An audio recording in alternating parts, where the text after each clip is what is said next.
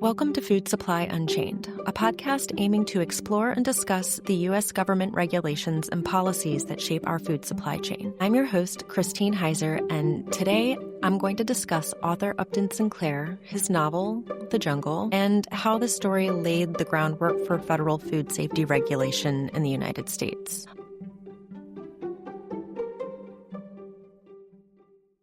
I'll start off by giving you a little background on Upton Sinclair, who was born into a chaotic household in Baltimore, Maryland on September 20th, 1878. His father was a materialistic liquor salesman who drank too much, and his mother was deeply religious, strongly against alcohol, and preferred a modest lifestyle. And although his mother wasn't particularly emotionally supportive, she encouraged her son's education and reading, helping to foster his love for books and discipline. At the age of 10, his family moved to New York City, and when he was 14 years old, Sinclair entered City College of New York, then later studied at Columbia University, which he paid for by writing dime novels and working as a muckraking journalist, writing articles for pulp magazines.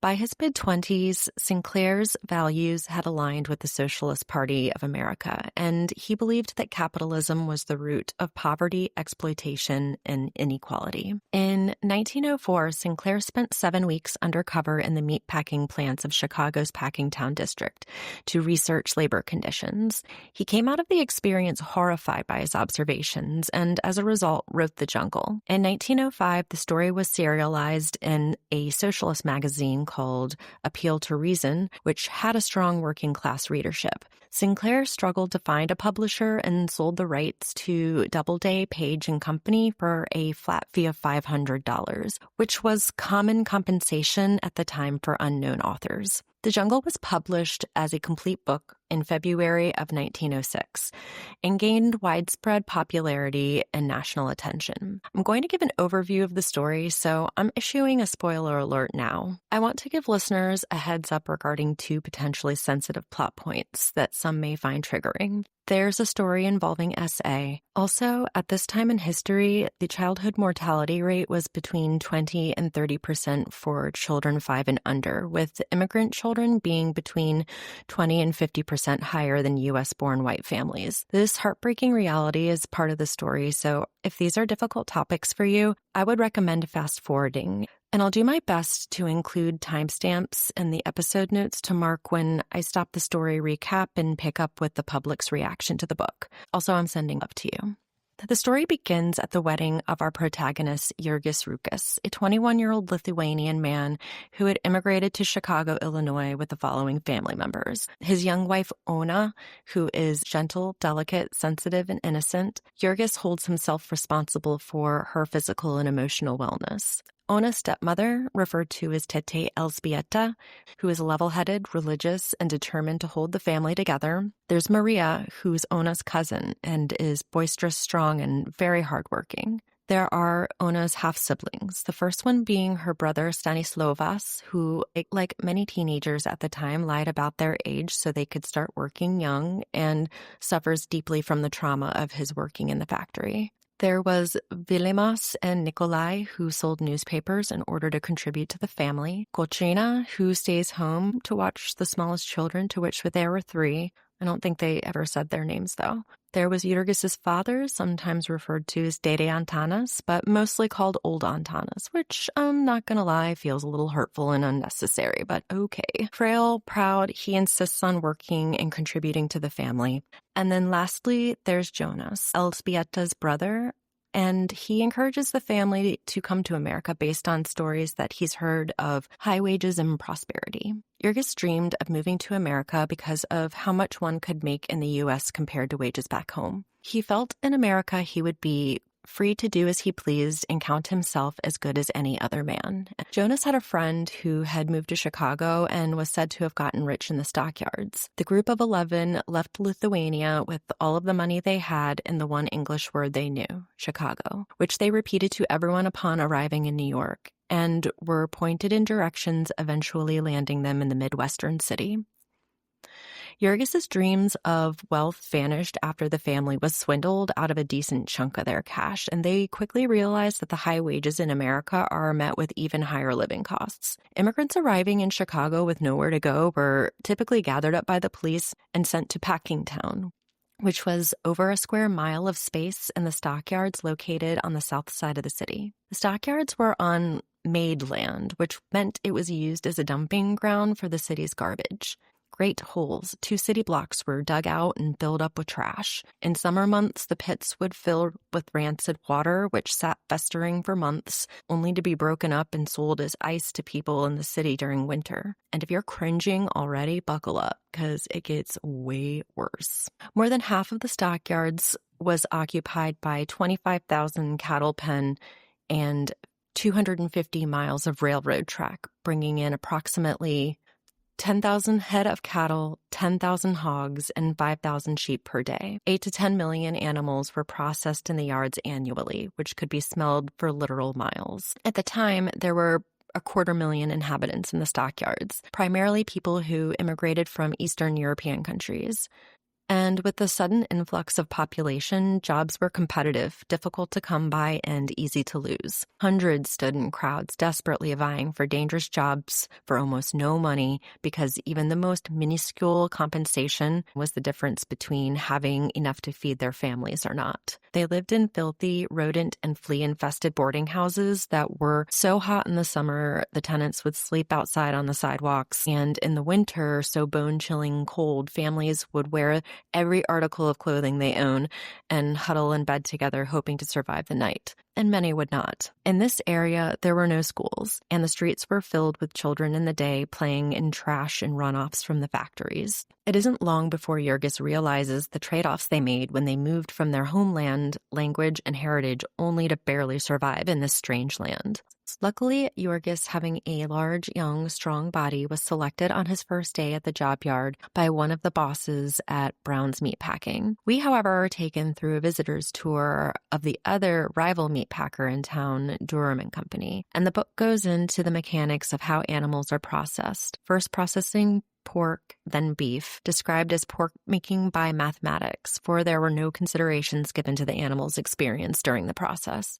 At this point, you can't help but to notice the correlation between the inhumane treatment of the animals and the treatment and conditions of the immigrant workers. The work started on the top floors of the plant, utilizing the animals' ability to walk themselves to their slaughter, and worked down through the building using a combination of machinery. Skilled workers, splitters, cleavermen, and butchers were paid higher wages than the unskilled workers selected daily from the yards, with each worker performing 1 to 2 cuts or tasks before moving the animal along to the next worker. The animals were broken down and various parts fell through yawning holes, leading to the appropriate processing room where the meats were smoked, pickled, salted, canned, packed, wrapped, sealed, and labeled, then loaded onto trucks, then freight cars, and sent off to the consumer. No tiniest particle of organic matter was wasted at Durham. What wasn't turned into meat or a meat product went into the wasting room and was used to make lard, soap, hair cushions, glue, fertilizer. Horns, hooves, and bones were used to make combs, buttons, hairpins, imitation ivory, toothbrush and knife handles, pipe mouthpieces. Other parts yielded gelatin, isinglass, phosphorus, shoe blackening, pepsin from stomachs, albumin from blood, even violin strings from entrails. It was said that every part of the animal was used except for the squeal.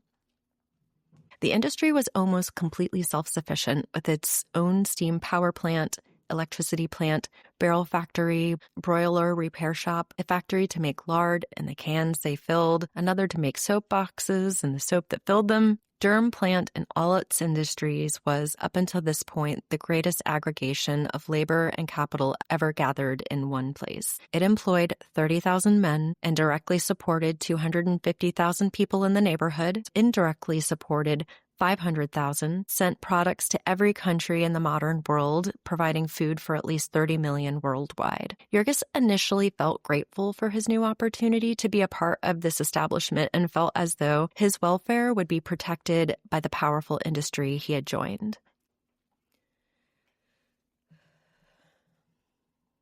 Jurgis starts his first day of work which he would spend sweeping steer entrails into a trap for 17.5 cents per hour. Jonas secured an interview, and Maria got a job painting labels onto cans, which was considered skilled piecework that paid almost $2 a day. All right, Maria, get that bag, queen. At first, Jurgis wanted the children in their group to focus on learning English so they would have the same opportunities to be a skilled man. So initially, the 13 and 14-year-olds were not intended to work. Old Antanas was determined to contribute to the family financially, despite being elderly and physically frail. The packing yards didn't even keep the men who had grown old in their service, much less take on someone new. He eventually finds work, but only by paying a bribe, which was a common way of securing work in Packingtown. Old Antanas gets a job cleaning out pickling vats in the meatpacking plants. The job is physically grueling, wet, and cold. He works standing in water and chemicals with toxic fumes and no protective gear. With most of the adults in the group now gainfully employed, they start to think about purchasing a house. Jurgis comes across an advertisement targeting Polish, Lithuanian, and German immigrants, promising the opportunity for homeownership. $1,500 for a lot and new house with $300 down and the balance being paid at $12 a month. At best, they could rent a flat for $9 a month. With the purchase, there could be a time where they would not have to pay anymore. They combined their remaining savings for the down payment. Between all of them, the family could bring in $70 a month, and upon getting the house, it didn't look as nice as it was advertised. Seemed smaller, and clearly was not new, but just repainted. The streets in front of the house were unpaved and unlit. The basements and attics were unfinished. The sales agent was slick and able to at first distract the family from the house's defects. They were warned by their friend who owned the delicatessen not to enter the swindle, but Jurgis felt he would be able to pay off the house. Over the next year, he finds out the hard way about loan interest, homeowners insurance, property taxes, and the predatory repayment terms. They also learned the value of the home was significantly less than the purchase price, and that families are moving in and out, being evicted from these homeownership programs on their block every day. Optimistic Jurgis is confident he can support everyone through hard work. His job in the killing beds was brutal, but he was proud to be earning money. Despite his hard efforts, Ona and teenage Stanislova must start work to help cover the additional costs of home ownership. Ona finds a job sewing covers onto hams in one of the meatpacking plants, and the book makes it a point to discern between work which was considered respectable for women and not. Stanislova lies about being older than 13, not that child labor laws were top of mind at this time, and ends up working a lard machine in one of the meatpacking plants. His job was dangerous, traumatizing, and highlighted the brutal reality for child laborers in industrial America. Sadly, over time, the harsh factory conditions break down old Antanas' health. He develops a constant cough and eventually dies from the work and exposure, likely a combination of tuberculosis, pneumonia, and exhaustion. Jurgis and Ona have a healthy baby boy, baby Antanas. Okay, now I understand the point of defining one as old Antanas, but still. Ona never fully recovers from her pregnancy and giving birth, making it difficult for her to work outside of the home after baby Antanas arrives. Then, after months of backbreaking labor, Jurgis suffers an on-the-job injury, and because there is no workers' compensation, he's bedridden for over 2 months, loses his job, and the family plunges deeper into poverty. It's at this time Elzbieta sends Belimas and Nikolai, her 2 middle sons, both under 10 years old, out to sell newspapers on the streets of Chicago, and Ona returns to label sewing at the factory. Once Jurgis recovers, he struggles to find steady work. He takes various low-paying temporary jobs and ends up with a bottom-of-the-barrel position hauling fertilizer, leaving him with constant headaches and a permanent stench. Conditions worsen. Ona, who's already in poor physical and emotional health, becomes pregnant with their second child. After not returning from work overnight, she is forced to tell Jurgis the truth, that she had been forced into a sexual relationship with her boss, Phil Connor. Upon learning of Ona's sexual assault, Jurgis is arrested for almost killing the man. I'm not advocating violence, however, I'm also not feeling sorry for old Phil. After serving 30 days in jail, Jurgis returns home to find the family evicted from their home. It took less than a month for the family to default on their mortgage, lose their home, and everything they had paid into it. The house was painted again to look newly constructed, and there was already an Irish family living there, likely having purchased the home under the exact same conditions Jurgis did. Jurgis finds the family living back at the dilapidated boarding house from which they rented upon first landing in Chicago. Ona goes into early labor during a violent snowstorm. The family has no money for a doctor, and the house is freezing. Jurgis runs out into the storm and begs a midwife to help, promising to pay her later. Despite the midwife's best efforts, neither the baby nor Ona survived the birth. Ona was 18 years old, and her death represents the brutal consequences of poverty, lack of medical access, and the failure of any social safety net for the working poor. It's one of the most heartbreaking turning points in the novel. Jurgis tries to return to Durham's meatpacking plant. However, the foreman recognizes him as the man who attacked Phil Connor and refuses to hire him. Jurgis realizes that he's been blacklisted due to Connor's influence and will likely have to work outside of the stockyards. He visits dozens of factories, standing in lines with hundreds of other desperate men. He's turned away because he has no references, appears too weak and gaunt, and has recently been in jail. Jurgis finally gets hired to dig tunnels for a steel plant. It's grueling, dangerous work, but it pays. He starts to feel a small sense of hope and pride, thinking he can rebuild for baby Antanas and the rest of the family. He also feels a sense of relief from the financial burden of the house the family struggled to afford. Just as things are starting to look up, baby Antanas is left unsupervised and drowns in the flooded street. Overcome by grief and hopelessness, Jurgis decides his efforts to exist and support the family are meaningless. Jurgis transforms from a struggling worker into a man who abandons everything without a word and becomes a drifter. Now free from responsibility for the first time, after stepping onto U.S. soil, Jurgis walks into the countryside with no destination, money, or plan, and sleeps in fields and barns, eats garbage and handouts, and becomes essentially homeless. It's early spring, so there's a need for farm labor and seasonal work. Jurgis becomes part of a migrant labor circuit who work on farms during the spring and summer. The jobs include planting, harvesting, and other manual labor. He travels by foot and by freight train, begs and hustles for food and shelter. It isn't difficult for him to find work for a few days, then move on. He rides railroad cars with other vagrants, sharing stories and survival tactics, and becomes numb to suffering, living by instinct rather than hope. Quote, "He was a mere day laborer, a tramp, being without a name and without a home." End quote. As fall begins, weather starts to cool, and Jurgis knows there's no way he can survive winter outdoors, so he sets out to find food, shelter, and work. He returns to Chicago and transitions from his hot girl summer in the country phase to his urban poverty, crime, and political corruption era.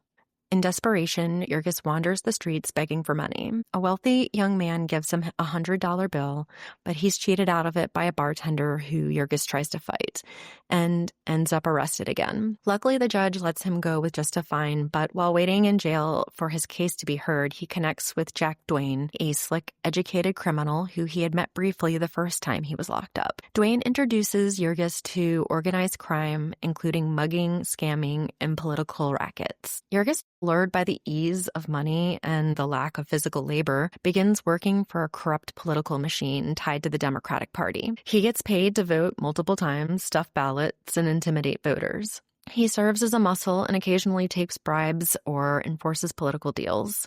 He's fed, dressed, and feels respected for the first time in years. He even has $300 in savings while drastically improving the quality of his living conditions. His new life is derailed when he runs into Phil Connor, the man who he had attacked for abusing Ona. He's unable to control his rage and attacks him again. Unfortunately, Phil Connor was well connected to powerful people and the political machine. All of Jurgis's new contacts and connections go up in smoke. Jurgis is sent back to jail, losing his position, protection, and income.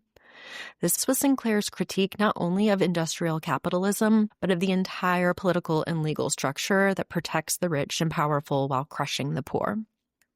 One of Jurgis's old political contacts agrees to talking the judge into lowering his bail from $500 to $300, which was all of Jurgis's savings. He leaves Chicago again. This time, instead of running from his pain and sorrow, he's fleeing justice, having skipped out on his bail. His return to wandering the countryside was made more difficult because now he's also in hiding. Jurgis worked again, seasonal jobs and farm labor, hopping freight trains from town to town, sleeping outside until the end of summer. As the cold weather approaches, Jurgis returns to the city despite the risk of arrest. He avoids all of his previous connections, but while begging, coincidentally runs into a guest who was at his wedding. She passes along Maria's new address and assures Jurgis that she will be happy to see him and will help him with food and shelter. Jurgis follows the address and finds himself in a known red light district located on Clark Street.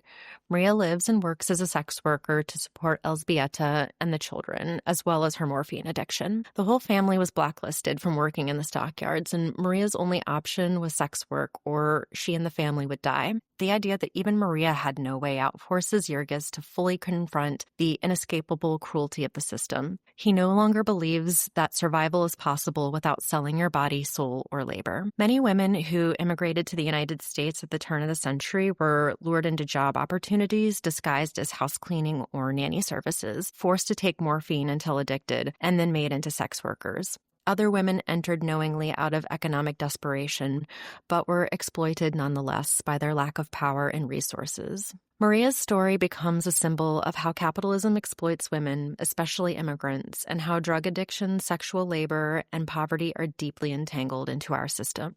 It's at this point the story shifts into its political conclusion and its intended message. Jurgis realizes that there is no redemption within the existing system, not through work, politics, crime, or luck. Emotionally and spiritually lost, he wanders the streets of Chicago with no job, no future, no power, and now no illusions. And it's at this point he fully breaks from the American dream. Exhausted and in need of a seat, he stumbles into a public meeting where he hears a charismatic speaker who was inspired by real-life socialist orators like Eugene V. Debs. He delivers a powerful speech about labor exploitation, capital corruption, and the need for worker solidarity. The words ignite a sense of belonging, clarity, and hope he hasn't felt in years. Jurgis joins the Socialist Party, attends meetings, and learns the language of systematic injustice. I don't know if you've ever felt the relief of a moment where personal anguish is mitigated just by putting words to your experience, but it's powerful and healing. For the first time, he sees his suffering as political and not personal, for, quote, he had been a fool. He had not known what he was fighting, and so he had been beaten, end quote. The book ends with Jurgis becoming a political activist, finding purpose not in reclaiming his old life, but in fighting for a new future and for all working people. Jurgis's hope and the novel's moral is found in collective political action. Maybe you're thinking, Christine, that's a nice story, but after all that telling, you didn't really mention food safety, and I thought that was the whole point of this podcast. And I would say hold tight, I'm getting there, because this novel was originally written not as an expose on the unsanitary and inhumane work conditions within the meat processing industry, but as an indictment of unchecked capitalism and its exploitative labor practices. The story was intended to shine a light on corporate greed and how, if left to its own devices, safety and decency will never be an important or even necessary component to doing business. To these industries and corporations, people were as dispensable and in some circumstances more dispensable than the animals being freighted into the stockyards. And there is no respite. Not from consistently meeting and exceeding expectations at work, not from tramping around the country working for independent farmers, not from a life of crime yielding quick cash, not from the promised protection of organized unions, not from Republicans, not from Democrats, definitely not from a two-party system. There wasn't enough protection from the family within your household or within the diaspora of people and traditions brought over from the old country within your own neighborhood. The only chance we have is to understand the value of our inputs to society, to recognize that we've all been duped into a system that enriches a few at the cost of many, and that we've actually had the power all along. But in order to harness that power, we need to stop pushing against each other and dismantle the processes that steal our health, our money, our joy, and our freedoms. Wow. That's a pretty powerful message, and in order to get this message out, Sinclair leaned into his sensationalist tabloid writing skills he honed at the beginning of his career and made sure to include all the dirty deeds he observed while working undercover in the stockyards. He knew the details would be scandalous enough to keep the reader engaged. He did not know food safety would be the main takeaway from what he had hoped would improve the working conditions of immigrant workers. Sinclair is quoted as saying, "I aimed at the public's heart and by accident hit it in the stomach. Ice harvested from frozen pools of water contaminated with runoff from the plant, sitting stagnant in the dump. Workers sweeping meat across filthy floors along with entrails, sawdust, rat droppings, and spit. Anything that landed on the floor was eventually included in a processed meat product. Manufacturers found ways of bypassing any hint of regulations. Whenever meat was so spoiled that it could not be used for anything else, it was either canned or chopped up into sausage. Old meat rejected from Europe would come back moldy and white and would be doused with borax, glycerine, formaldehyde, dumped into hoppers, and made into sausage. In fact, any meat rejected for rot or staleness was rewashed, chemically treated, repackaged, and sent back out to sell. The packers would put out poisoned bread to kill the rats, and then everything ended up in the hoppers together. Rats, bread, and meat, all of it. And while on the subject, actually, don't even get me started on rats, because anybody who knows anything about me knows I have a true fear of rodents. And Stanislavas died by being accidentally locked in the supplies closet all night and was eaten by rats. New, irrational fear unlocked. Thanks. There was no place for the men to wash their hands, so they made practice of washing them in the water used in the production of sausage and meat products. After the hogs were fully processed, they had to pass a government inspector, and I am being very liberal with the title of inspector because the only thing they were checking for was tuberculosis, which could be detected in the glands of the neck. The inspectors gave a sense of authority to the scene, even though they were typically not too concerned about checking all of the animals. Hey, sometimes people get lost in telling a good story and some work doesn't get done. Who among us? But it didn't really matter anyway, because diseased animals, ones with tuberculosis and other illnesses, were still processed. The inspectors were easy to bribe, and in the worst case scenario, they could always process the diseased animals on a third and possibly secret shift. And there are still more horrifying stories of dangerous food handling negligence, but I also want to talk about the health impact of not eating nutrient-dense foods. Jurgis talks about how back in Lithuania, sausages were made using fresh meat from known animals, usually slaughtered by the family or a neighbor. They were made from simple ingredients like meat, salt, natural spices, herbs. They were made in clean kitchens with care and tradition and preserved using natural smoking versus the U.S. product filled with chemicals, foreign objects, and indifference. So when a family who barely has any money to survive depends on every calorie they consume, what happens when much of their food is also sawdust, potato filler, and dosed with borax and glycerin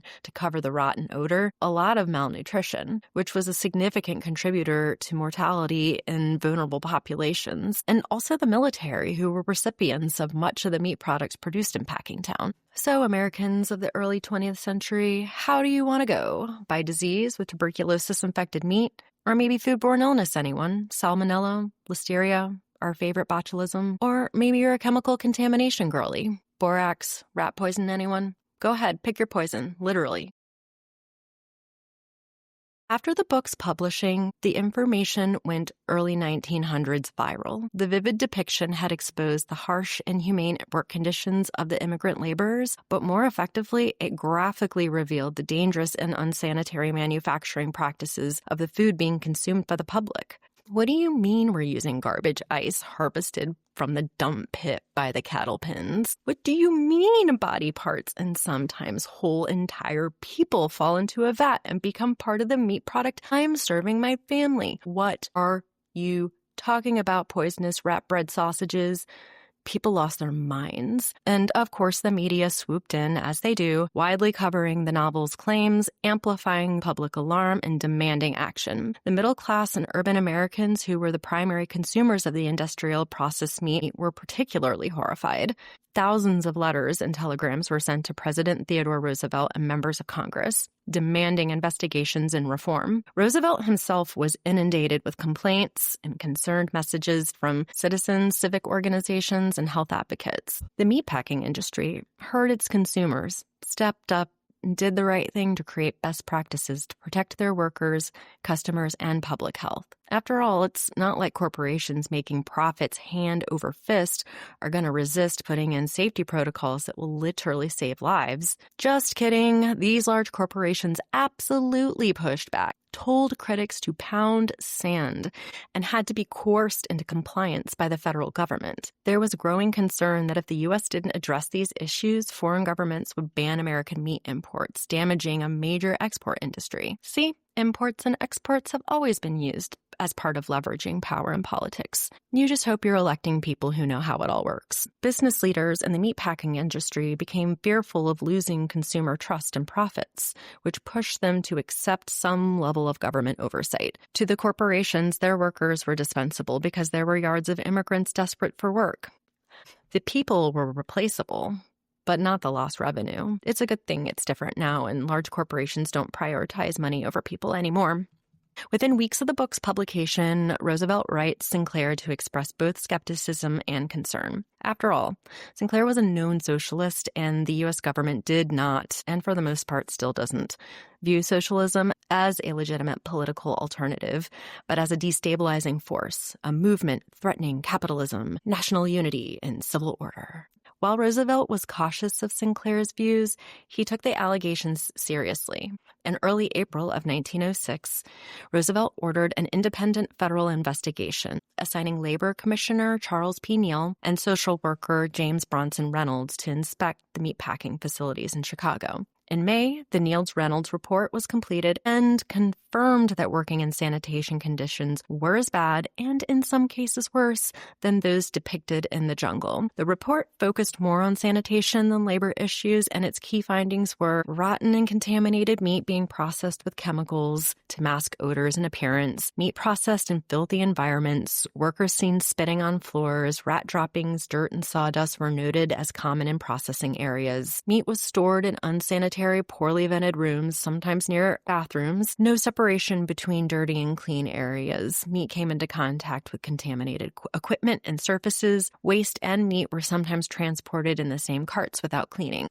Animal waste and blood were not properly managed, creating biohazards.